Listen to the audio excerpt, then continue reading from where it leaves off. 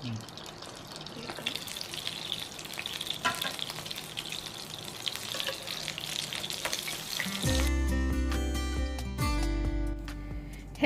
నమస్కారం. ఈరోజు మనం మదురై స్పెషల్ బన్ పరోటా చేయబోతున్నాము.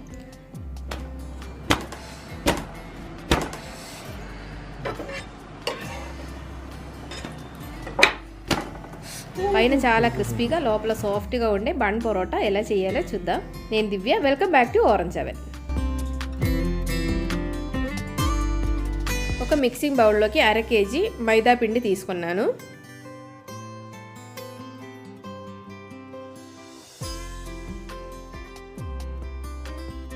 దానిలోకి 1/2 టీ స్పూన్ దాకా ఉప్పు వేస్తున్నాను.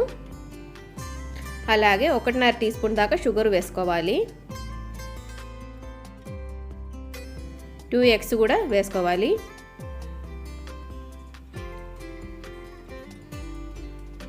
రెండు పించి బేకింగ్ సోడా కావాలంటే వేసుకోవచ్చు, నేను వేసుకోవట్లేదు.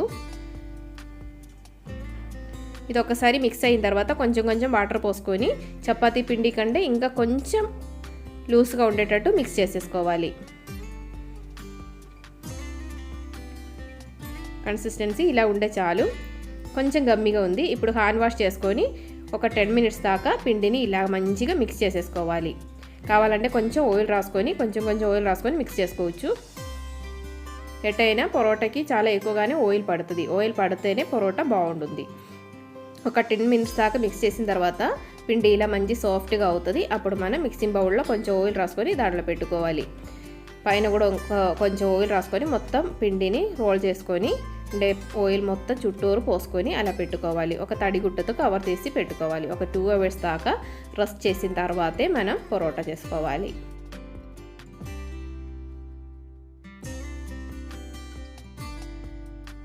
టూ అవర్స్ తర్వాత పిండి చాలా సాఫ్ట్గా అయింది.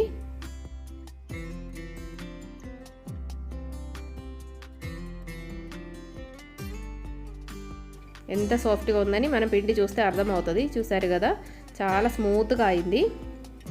ఇప్పుడు మనం దీన్ని బౌల్స్ చేసుకోవాలి. చిన్న చిన్న బౌల్స్ చేసుకోవాలి.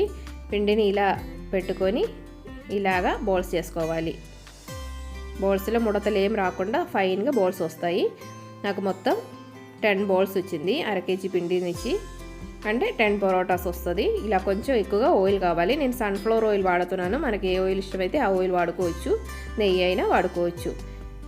ఇప్పుడు మనం ఇలాగా ఒక ప్లేట్లో నెయ్యి రాసుకొని ఈ బౌల్స్ని అన్నీ ఆరిపోకుండా అంటే డ్రై అయిపోకుండా ఉండడానికి ఇలా మొత్తం ఆయిల్ రాసుకొని మళ్ళీ తడిగుడ్డతో కవర్ చేసి పెట్టుకోవాలి. ఒక్కొక్క సైడ్ నుంచి ఒక్కొక్కటి తీసుకొని మనం పరోటా చేయడం మొదలు పెట్టుకోవాలి.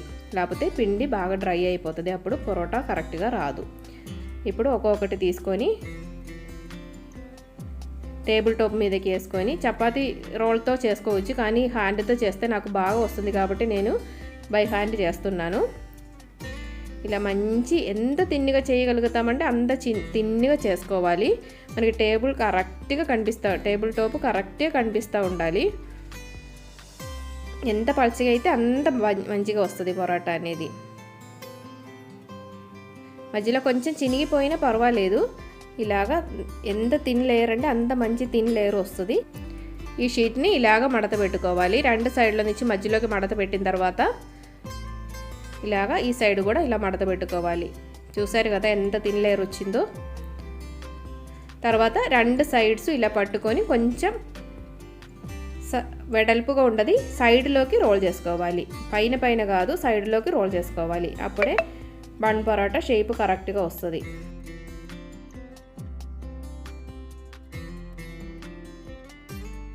ఇలాగ రోల్ చేసుకోవాలి.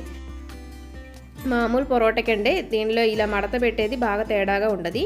ఇలాగ మడత పెడితేనే బాగా ఎయిర్ బబుల్స్ లోపలికి ఎక్కి మంచి ఫ్లఫీగా వస్తుంది బన్ పరోటా. ఇలాగ చుట్టుకొని లాస్ట్ ఎండ్ మాత్రం కిందకి పెట్టుకొని లోపల టక్ చేసుకోవాలి.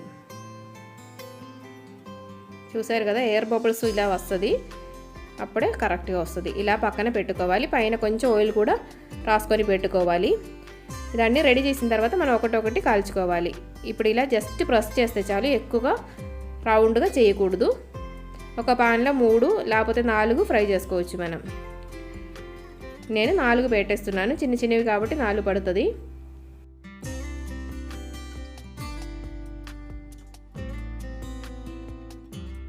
ఫస్ట్ మనం కొంచెం ఆయిల్ పోసుకోవాలి. తర్వాత మనం మూత పెట్టుకొని లో ఫ్లేమ్ మీద ఒక 2-3 నిమిషాల దాకైనా ఉడికించుకోవాలి. కొంచెం ఎక్కువగానే ఆయిల్ పడుతుందని చెప్పాను కదా.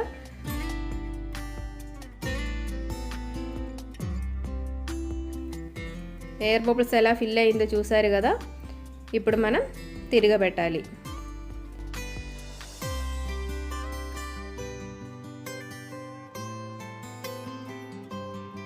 ఈ సైడ్ కూడా ఒక 2-3 మినిట్స్ ఉడికించుకోవాలి.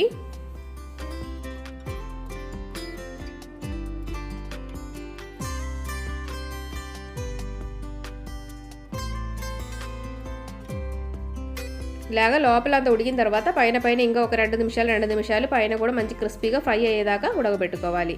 ఇప్పుడు పరోటా అనేది రెడీ అయిపోయింది. పరోటాది లాస్ట్ ఫినిషింగ్ ఏంటంటే ఇలాగా దాన్ని బాగా దంచుకోవాలి. సైడ్లో నుంచి బాగా కొడితేనే ఫ్లేక్స్గా లేచి వస్తుంది. ఇప్పుడు పరోటా రెడీ అయిపోయింది. అందరూ ఒకసారి ట్రై చేసి చూడండి, చాలా బాగుంటుంది. అందరూ హెల్తీగా ఉండండి, హ్యాపీగా ఉండండి. Thanks for watching. Orange continues. Bye bye.